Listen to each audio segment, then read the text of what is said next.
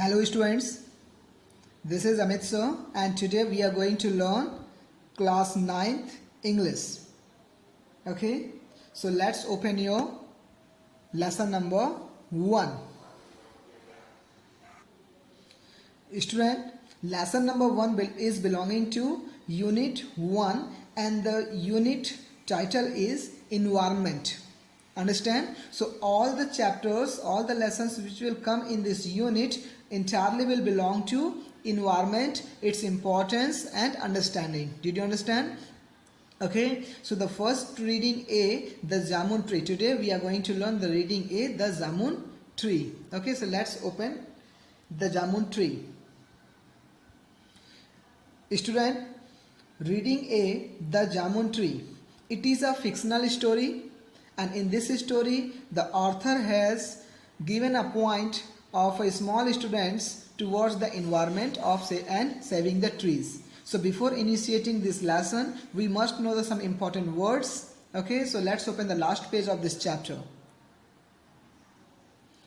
Look at here, the meaning in context, page number 7. Okay, there are some important words related to the chapter, and the meaning of all these words will help us a lot to understand the text properly. Understand? So let's know the all words and its meanings one by one.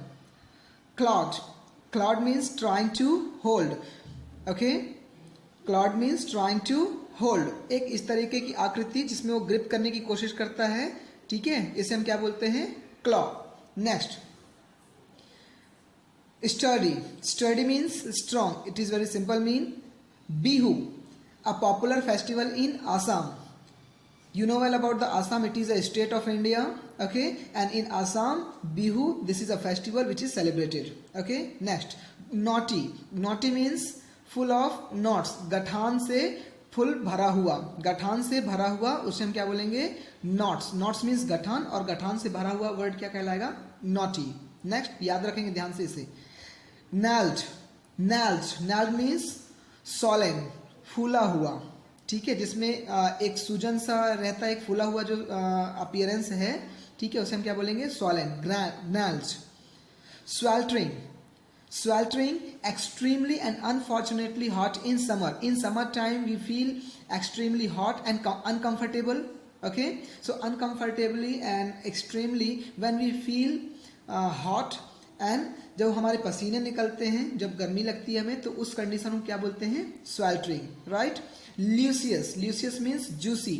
आप जैसे जामुन खाते हैं तो जामुन खाने पर आपको जामुन का जो टेस्ट है, उससे जामुन के फ्रूट को खाते समय आप उसे देखेंगे, खाएंगे तो थोड़ा सा उसमें से कुछ ड्रॉप्स जूस के निकलते हैं. राइट. तो ऐसे फ्रूट्स जिसमें बहुत अधिक मात्रा में पल्प हो, बहुत अधिक मात्रा में वाटर हो, तो उसे हम उस प्रकार के फ्रूट्स को हम क्या बोलते हैं? लूसियस, जिसमें जूस अधिक मात्रा में होता है. Right. Just like example jamun. Next, meji. Meji means in the lesson meji has been understood as a bonfire, a pile or stock of woods like Holika celebrated in north and central India. जो हम होली का जो त्यौहार मनाते हैं तो होलिका हम दहन करते हैं. ठीक है, तो जिस तरीके से होलिका बनाने के लिए हम बहुत सारे स्टैक्स ऑफ वुड इकट्ठा करते हैं. राइट. वैसे ही मेजी है. मेजी ही just like Holika. Next, pondered. Pondered means thought, सोचा. Fledglings. Fledglings means little ones of birds who have not yet learn to fly. ठीक है, किसी पक्षी का एक छोटा सा बच्चा जो अभी तक उड़ना नहीं सीखा है, उसे हम क्या बोलेंगे? Fledglings. Embarrassed. Embarrassed means embarrassed. Embarrassed means felt guilty. Next, placid. Placid means still calm, without noise. Without noise means placid. Next, fleeted. Fleeted means moved about quickly and lightly. बहुत तेजी से इधर उधर मूव कर जाना क्या कहलाता है? Fleeted. Next, asteroid. Asteroid. Asteroid means asteroid with a leg on each side. हर तरफ, हर साइड में लैग का होना. जिस तरीके से आपने ऑक्टोपस देखा हुआ है, ऑक्टोपस में बहुत सारे लैग्स होते हैं उसके चारों ओर. Same thing. ठीक है, आप एक एग्जांपल और मैं दे देता हूँ. Banyan tree. बनियान ट्री में आपने देखा होगा बनियान ट्री के ब्रांचेस से नीचे की ओर आकर और भी उस ब्रांच को सपोर्ट करते हुए कुछ लैग्स रेडी हो जाते हैं, उसे हम क्या बोलते हैं, उस प्रकार की आकृति क्या कहलाती है, Astrid. Did you understand? Okay, so with a leg on each side, चारों तरफ जिसके, हर तरफ जिसके लेग हों उसे हम एस्ट्रिड बोलेंगे. So students, this is the important word meaning. You must note down these all word meanings in your text notebook. Okay, and now let's read the chapter. Before reading this chapter, we must know about the author. As you know, the chapter has been written by Arup Kumar Datta. Okay, this is the picture of Arup Kumar Datta. He is a writer of this story.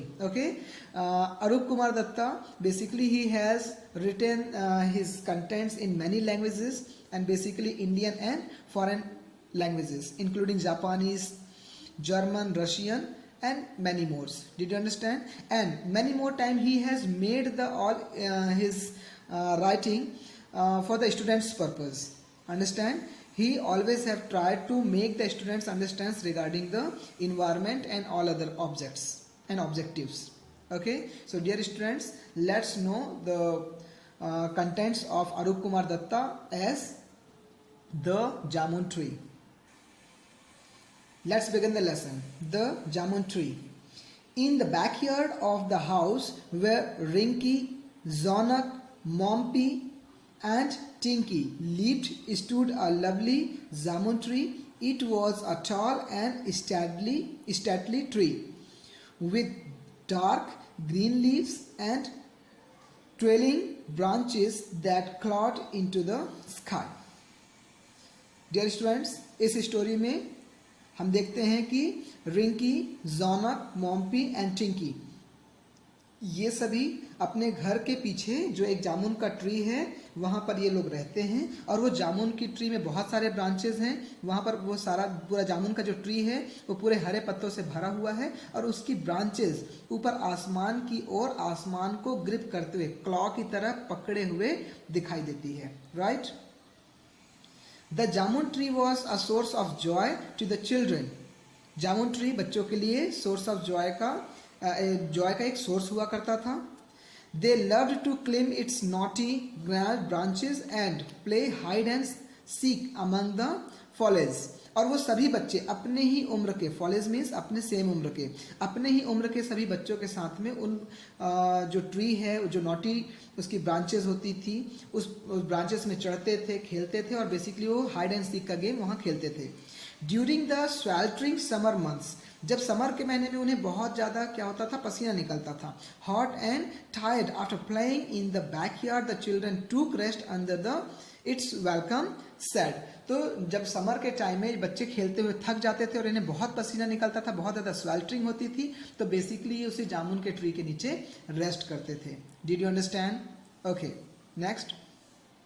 During summer to the fruits of jamun tree ripened.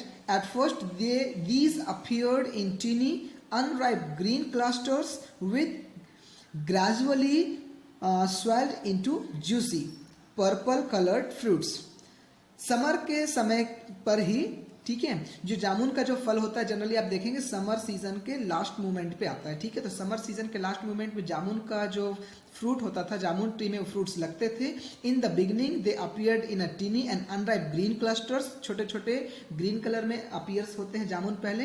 And gradually, धीरे धीरे उसमें एक juice जो है उसमें भरता हुआ जाता है. ठीक है, और उसमें उसके वो जो फ्रूट है, जामुन है, वो थोड़ा सा फूला हुआ दिखाई देता है और जो ग्रीन कलर है वो कलर चेंज हो जाता है पर्पल कलर में. राइट?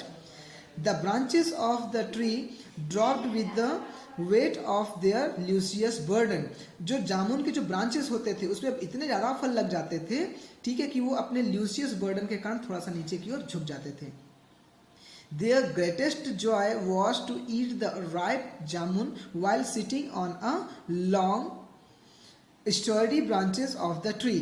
और ये बहुत ही बड़ा एक एंजॉय का मोमेंट होता था कि उस जामुन के ट्री में बड़े बड़े ब्रांचेस में चढ़कर जामुन को खाना. ठीक है, ये बहुत उनके लिए, बच्चों के लिए बहुत ही इंजॉयबल मोमेंट हुआ करता था. राइट?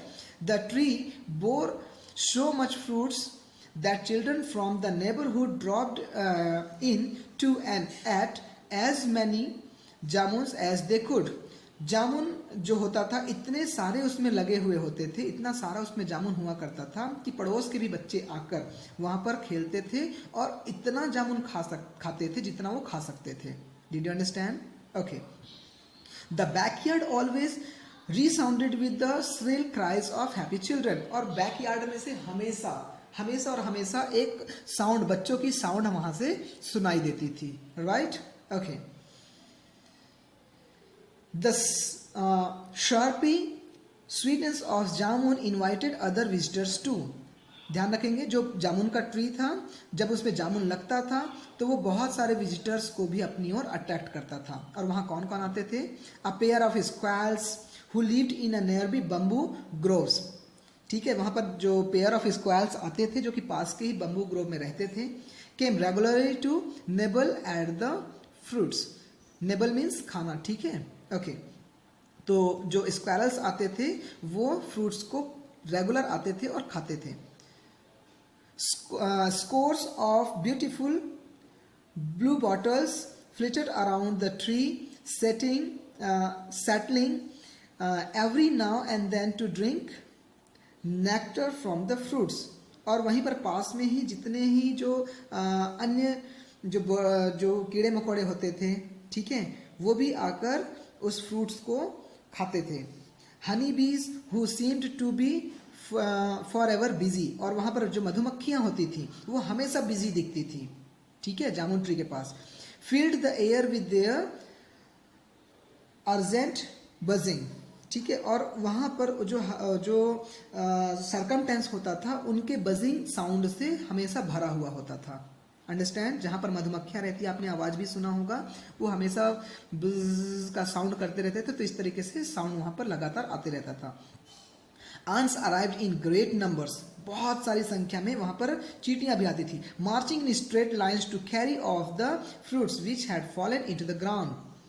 वहां पर बहुत सारी चींटियां आती थी और आपने चींटियों को चलते हुए देखा होगा. वो हमेशा एक मार्चिंग वे पे चलती हैं, एक लाइन से, एक सीध पे चलती हैं. राइट? और वो नीचे गिरे हुए, ग्राउंड में गिरे हुए फ्रूट्स को उठाकर लेकर जाती थी. The children would spend hours watching the. और बच्चे ये सारी चीजों को देखते हुए वहां पर हमेशा बैठे रहते थे. Next, turn the page. Okay, students. They marveled at the discipline with which these hardy little creatures toiled, carrying loads many times their own weights. सारे बच्चे इस बात को देखकर बहुत आश्चर्यचकित हो जाते थे कि जो छोटी छोटी चींटियां आती थी वो बहुत ही डिसिप्लिन होती थी और वो अपने वेट से कई ज्यादा गुना वेट जो जामुन का होता था उसे उठाकर लेकर जाती थी, टॉयल करते हुए. ठीक है, okay. But the visitors that the children loved the most were the birds, scrambling magpies, chirping sparrows and squawking parrots being the commonest. वहां बहुत सारे विजिटर्स आते थे, तो मगर उन सभी विजिटर्स में बच्चों को सबसे ज्यादा जो पसंद आते थे वो थे बर्ड्स. उन बर्ड्स में कौन कौन से? Scrambling magpies, chirping sparrows and squawking parrots. ये कॉमन बर्ड्स थे जो बच्चों को बहुत पसंद होते थे. Riki and Jonak build a bird bath and their sisters Monpi and Tinki filled with the water. Riki and Jonak ने बर्ड्स के लिए एक बर्ड बाथ बनाया जहां पर उनकी सिस्टर्स जो कि मॉन्पी एंड टिंकी हैं उन्होंने क्या किया, उस बर्ड बाथ में पानी भर दिया. The birds enjoyed splashing about in the cool waters. और बर्ड्स बहुत इंजॉय करते थे, स्प्लैश करते थे. स्प्लैश मीन्स पानी को छिटकाना. ठीक है, हाथ से, जैसे हम पानी को हाथ से ऐसे करके मूव करते हैं तो स्प्लैश करता है. ठीक है, तो वही स्प्लैशिंग. तो बर्ड्स भी बहुत इंजॉय करते थे स्प्लैशिंग को. The month was January. The Bihu festival was fast approaching. जनवरी का महीना था और बिहू फेस्टिवल जो कि कहाँ मनाया जाता है? असम में. राइट? तो असम का जो फेस्टिवल है बिहू फेस्टिवल जनवरी के महीने के बाद आता है और बहुत तेजी से आ रहा था. There would be much feasting and merriment during the festival. Each household would build a maize, a pile of firewood stalks neatly together in their backyard. Okay.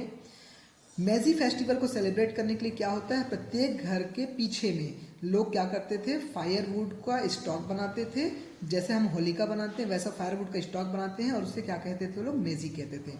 On the first morning of the festival the Meji would be set alight invoking the blessing of Agni the god of fire. और morning में उस festival के morning time में उस मेजी में क्या करते थे, क्या करते हैं वहाँ के लोग, असम के लोग, उसमें फायर लगाते हैं और अग्नि जो गॉड हैं, गॉड ऑफ अग्नि, उनसे ब्लेसिंग लेते थे।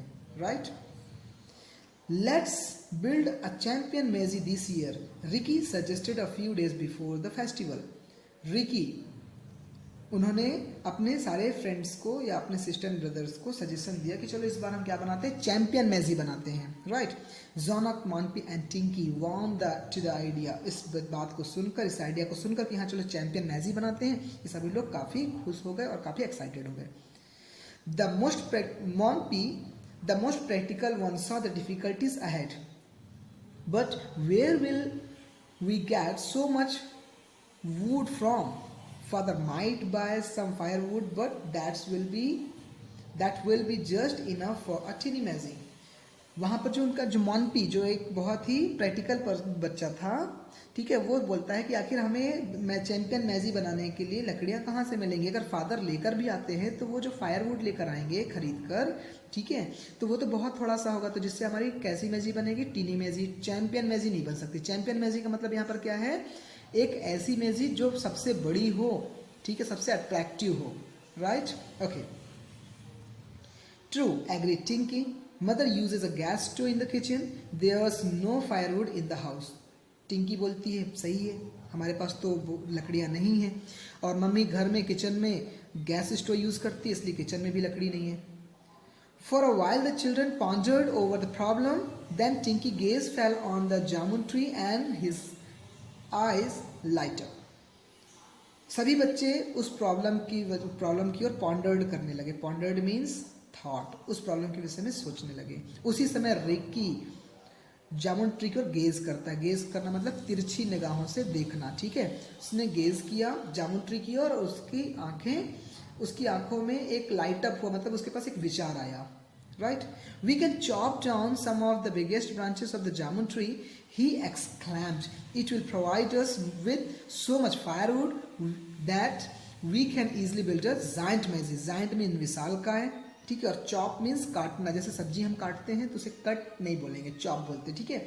तो उसका जो रिकी था, उसको क्या सजेशन आया, उसकी क्या आइडिया आया कि हम जो जामुन ट्री की जो बिगेस्ट ब्रांचेस है उसे हम चॉप कर लेते हैं, उससे हमें बहुत सारी फायरवुड मिल जाएगी और हम बहुत बड़ा जायंट मैजी बना सकेंगे। Jonak clapped Ricky on the back, good idea. Jonak क्या करता है, रिकी के पीठ में जैसे हम थपथपाते हैं उस तरीके से उसने क्लैप किया और बोलता है गुड आइडिया। ही सेड अप्रूविंगली, और उसने उस बात की सहमति, अप्रूव मतलब किसी चीज में अपनी सहमति जता देना, अप्रूव कर देना, ठीक है। तो ऐसा उसने रिएक्ट किया जैसे कि उसकी बात को उसने स्वीकार कर लिया।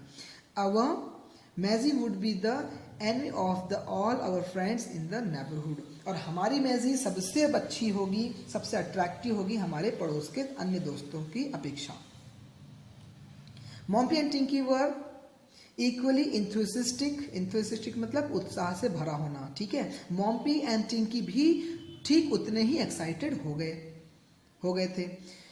How could they cut down those enormous branches, if their parents new they would surely be angry. मगर अब एक बड़ा क्वेश्चन ये था कि आखिर उतने बड़े इनॉर्मस ब्रांचेस को वो काटेंगे कैसे, राइट। और यदि अगर इस बात का पता उनके पेरेंट्स को पता चलेगा तो वो बहुत क्या होंगे, एंग्री होंगे, right.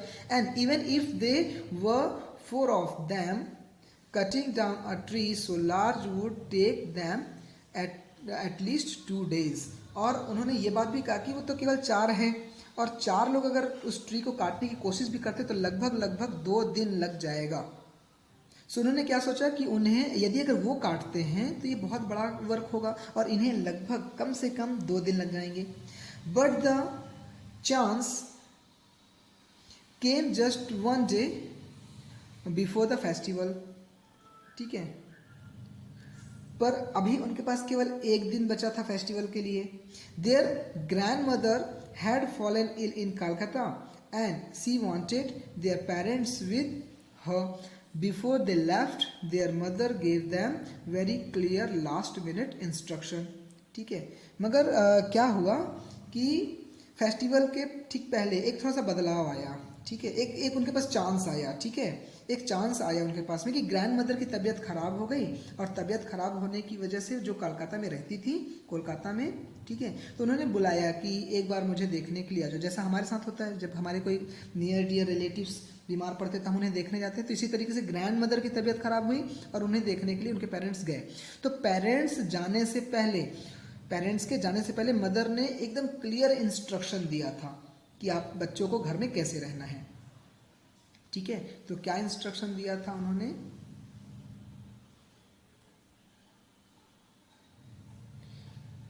Don't forget to get the milk in the morning. सुबह बिल्कुल दूध पीना मत भूलना. And remember to do your homework. अपना होमवर्क जरूर कर लेना every day. And if you have time go to the woods and pick up twigs and sticks that have fallen on the ground. You can add that to the wood we will buy for the maize. ठीक है, उन्होंने क्या कहा? ध्यान रखना, सुबह में दूध जरूर पी लेना. ठीक है, और अपना पर डे होमवर्क करना, और पीछे जो ग्राउंड में जाना और वहाँ जो छोटी छोटी लकड़ियाँ पड़ी होंगी, जो गिरी होंगी सूखी लकड़ियाँ, उन्हें कलेक्ट कर लेना, पिक कर लेना और उन्हें कलेक्ट करके रखना. ठीक है, जिसे हम ऐड कर देंगे जब हम मैजी बनाएंगे, तो जो लकड़ियाँ खरीदेंगे उसमें हम ऐड कर देंगे. The following days happily for the children. आने वाला जो दिन था वो बहुत ही अच्छा होने वाला था चिल्ड्रन के लिए. क्यों होने वाला था? क्योंकि वो अगला दिन क्या था? सैटरडे. ठीक. Borrowing an extra axe from their neighbours they divided up the duties. अपने पड़ोस से उन्होंने एक्स्ट्रा एक्स लेके, एक्स मीन्स कुल्हाड़ी. ठीक है, और सभी ने अपने अपने ड्यूटीज को बांट लिया. Ricky and Jonak being older, Ricky और जॉनक बड़े थे, took on the heavy job of cutting the branches. उन्होंने जो ब्रांच को कट करने का काम लिया. Monpi and Tinki were to stack the wood in the neat piles on the ground. जबकि मॉन्पी एंड टिंकी, इन्हें जो कटी हुई जो ब्रांचेस गिरेंगी नीचे, उन्हें कलेक्ट करके एक अच्छी जगह पर रखने का काम मिला. Did you understand? So dear students, आज हमारे इस चैप्टर में हम अपनी बात यहीं तक करेंगे. इस लेसन में देखिए, लेसन में क्या हुआ एक बार रिकॉल कर लेते हैं. इस लेसन में हम देखते हैं कि रिकी, जॉनक, मॉन्पी एंड टिंकी, ठीक है, ये सभी सिस्टर एंड ब्रदर्स हैं. ठीक है, ये अपने घर के पीछे जामुन ट्री वहाँ खेलते हैं. जामुन ट्री में खेलते हुए बहुत इंजॉय करते हैं. बेसिकली ये हाइड एंड सीक का गेम वहाँ पर खेल रहे होते हैं. ठीक है, वहाँ पर बहुत सारे जो क्रीचर्स हैं लाइक बर्ड्स, आंट्स, स्क्वायरल्स, ये सभी आते हैं. और बेसिकली समर के बाद जब उसमें ल्यूसियस जामुन जब उसमें फलती हैं तो उन्हें खाने के लिए सभी अट्रैक्ट होते हैं. राइट, बहुत सारे ट्रैवलर्स भी जब वहाँ से विजिट करते हुए निकलते हैं तो वो ट्री उन्हें अट्रैक्ट करता है.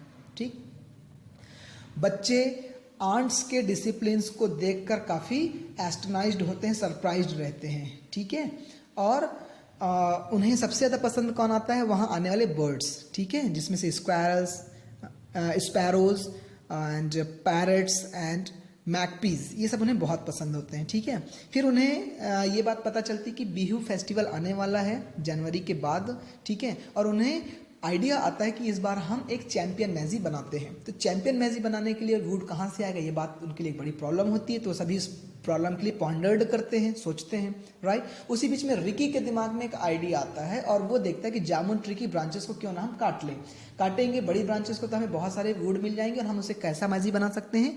जाइंट मैजी, बहुत विशालकाय मैजी बना सकते हैं. राइट, अब विशालकाय मैजी बना लेंगे, मगर यहाँ पर एक प्रॉब्लम होती है कि अगर पेरेंट्स को पता चलेगा तो काफ़ी नाराज होंगे. ठीक है, और उनकी संख्या केवल 4 थी. They were only the 4. So this is why it was very tough to cut the tree. Okay, because it would take at least the 2 days to chop the tree. right? So it was again the major problem, but once they got an opportunity, उनके पास एक opportunity आती है that कि जो उनके parents, जो grandmother हैं, who lives in Calcutta, ठीक है, she fallen ill, वो बीमार पड़ी, and due to that the parents had to go to see her, और उनके पेरेंट्स को देखने के लिए जाना पड़ता है. Okay, and mom gives them the instruction, mom उन्हें इंस्ट्रक्शन देती हैं, gives them the instruction that take the milk every morning, complete your homework every day and pick up the all twigs and sticks from the backyard ground. Okay, ताकि मैजी बनाई जा सके. बच्चे काफ़ी खुश होते हैं क्योंकि अगला दिन सैटरडे होता है और उन्हें टाइम मिल जाता है कि हम अच्छे से ट्री कट कर सकते हैं. This is why they bought some extra axes from the neighbours, ठीक है, वहाँ से कुछ बोरो करके लेकर आते हैं एक्स्ट्रा एक्स को, और वो अपना अपना काम बांट लेते हैं. What is the task of Ricky and Jonak, ये आप सोचेंगे, और what is the task of Monpi and Tinki, इसे भी आपको सोचना है. Did you understand? So dear students, आगे के चैप्टर में क्या हुआ, क्या बच्चों ने जामुन ट्री काटा, क्या उन्होंने बड़ी मैजी बनाई, पेरेंट्स का क्या रिएक्शन था, उन्होंने मैजी फेस्टिवल कैसे सेलिब्रेट किया, ये सारा आगे के चैप्टर में हम चैप्टर के अगले पार्ट में हम स्टडी करेंगे अपने नेक्स्ट वीडियो में. तब तक चाहे तो आप अपने बुक को स्टडी कर सकते हैं और इसका सभी आंसर जान सकते हैं. Okay dear students, this is the corona time, so stay safe and keep studying. Now take care. Thank you.